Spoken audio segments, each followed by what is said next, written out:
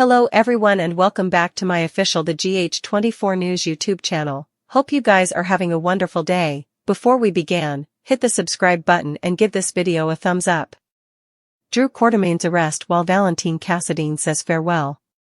Jason Morgan and Anna Devane will also sweat a trap, so let's talk about all Monday's spoilers and make some prognostications. For starters, Jordan Ashford will talk to Isaiah Gannon about having an advantage that law enforcement doesn't have.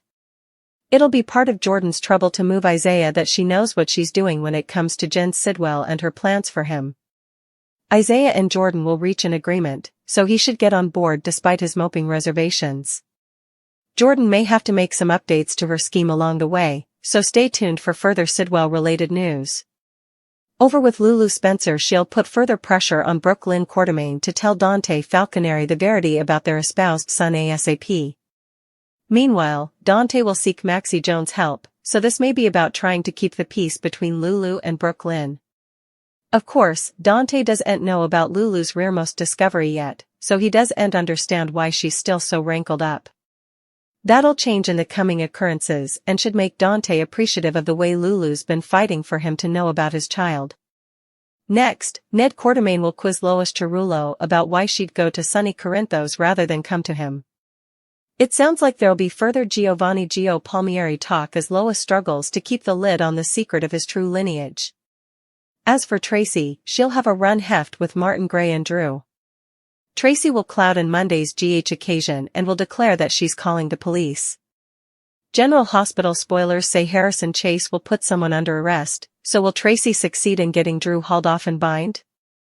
In Buenos Aires, Valentin will have a heart-to-heart with Charlotte Cassadine and suggest it's time for them to say goodbye. Charlotte will no doubt kick, but Valentin may feel like it's stylish to bid his son farewell before any further peril erupts. Valentin might argue that there are people staying to love Charlotte in Port Charles and prompt her to eventually head back to them.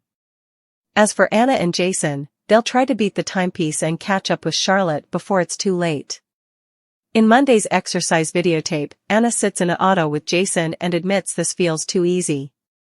It'll make Anna suspect commodities wrong, so she may sweat some kind of trap has been set and leave Jason with enterprises as well. The WSB is about to get involved then, so that could make a mess of effects. Drew Quartermaine's fatal whodunit may have just demurred off. Did Portia Robinson's indication just set it all in stir? Let's consider some dialogue from the March which putatively dropped a giant hint about Drew's brewing demise. We now have an excellent reason to suppose Drew might get his punishment in the form of a grim fate. After Portia gave Ava Jerome updates on her current blackmail problem, Ava admitted there was no good result then. That led to Portia offering a downright nipping response. Our prognostications allude that further commentary like this may start passing each over the oil. Drew's made a lot of adversaries at this point, so the show could be erecting a suspect list and medication for Drew's cadaver to turn up nearly. GH observers might indeed see a gloved hand pull the detector on Drew down the road. The pens could leave suckers guessing on who's responsible as they start narrowing down that suspect list we mentioned. Drew's jest has made him a enough despised character in recent months, so it wouldn't be any great loss if he goes. Since Drew has been written into an awful corner, maybe it's stylish just to cut him loose and give him a fatal salutation. Nearly every move Drew makes these days puts someone differently on his bad side. Drew is getting exactly the kind of writing you'd anticipate him to get if he formerly had one bottom in the grave. Now Portia's "unless Drew dead" dialogue may seal the deal on that being the direction this story's headed by. Drew may indeed end up dead and leave observers with a riddle to break when it comes to who's behind it. Drew may keep making minatory moves until his time runs out, so ghastly news could be brewing. Alexis Davis will deal with some dagger horror while Jocelyn Jack's new tutor plays hardball. Lulu Spencer will also force Brooke Lynn Quartermaine to address the huge secret she's keeping, so let's talk about what's ahead in Port Charles. For starters, Jordan Ashford will feel a little uneasy as she speaks with Isaiah Gannon, who'll set the record straight about what he wants. Isaiah will contend he's veritably interested in seeing where this could lead, so he'll be clear about how much he likes Jordan and wants to get to know her better. That doesn't mean Isaiah will ever authorize of the peril Jordan's putting herself in when it comes to her Jen Sidwell plan, but he'll still want to keep heightening their connection. Speaking of Sidwell, he just showed Alexis a dagger at Windmere. Is this the same dagger that Helena Cassadine used on Alexis' mama's throat? Next, Jocelyn will supposedly get discouraged during her WSB training and will give her new tutor a hard time. Bryce Durfee will make his debut as Vaughn, who'll get tough with Jocelyn since being a WSB agent requires rising to the challenges. After Jocelyn goes on a diatribe, Vaughn will invite her to walk out the door if she really means any of what she said. Jocelyn will eventually stick with her training and learn some hard assignments thanks to Vaughn. Back in Port Charles, Ned Quartermain will side with Tracy Quartermain when it comes to Sonny Corinthos and his involvement in Giovanni Gio Palmieri's life. Ned will suppose Tracy was right to stand against the educational trust Sonny pushed for, but Lois Cerullo will defend Sonny since he's always supported Gio over the times. Of course, Lois will be on edge since both Ned and Sonny are Joe's grandparents, but they don't know it, at least not yet. At Bobby's, Carly Spencer will admit she didn't anticipate to see someone there again. It may be Jack Brennan who comes to set the record straight about how important Carly means to him. Brennan may reiterate that this is further than just a casual fling for him, so Carly will reach a significant decision on Friday's show.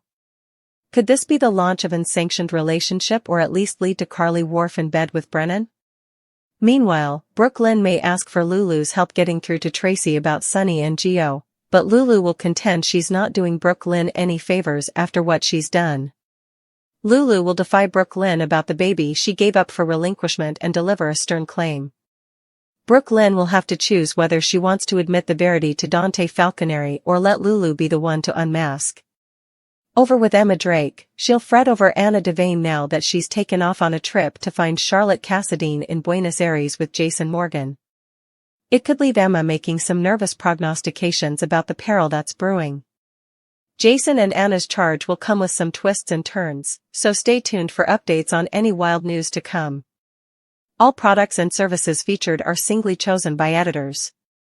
Still, Soaps.com may admit a commission on orders placed through its retail links, and the retailer may admit certain auditable data for counting purposes. Effects are eventually looking up for General Hospital's Lucky and Liz.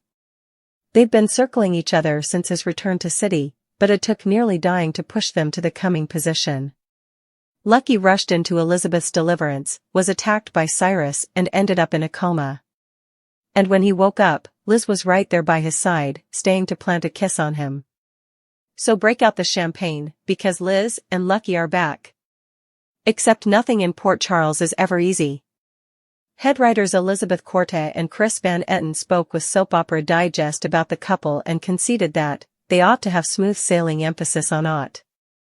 Just as they're getting back on track, Liz and Lucky may face another handicap when another partner's story threatens to collide with theirs. And that's why we're formally getting nervous about Elizabeth meeting with Drew. The two were together back when everyone allowed. He was Jason, and right now, his drama is blowing up a whole lot of lives. The Quartermains can't stand him, and indeed his former friend Curtis has turned on him. Heck, just history. While turning to Ava for help with Drew blackmailing her, Portia lamented that just about the only way out of it was if Drew ended up dead. Carly and Nina have both decided that he's got to be taken down after Willow told them she's moving in with her home-wrecking beau. There's a whole lot of story and a whole lot of drama boiling over where Drew is concerned, and if he ropes Liz in, that can't be good for her and Lucky. Worse, this mess could end up causing double trouble for Liz and Lucky, since Ava encouraged Portia to seek help from Rick in dealing with Drew, who happens to be another of Elizabeth's spouses. But eventually, no matter who's responsible, brace yourselves for what comes next, because it sounds like effects are far from settled when it comes to Liz and Lucky.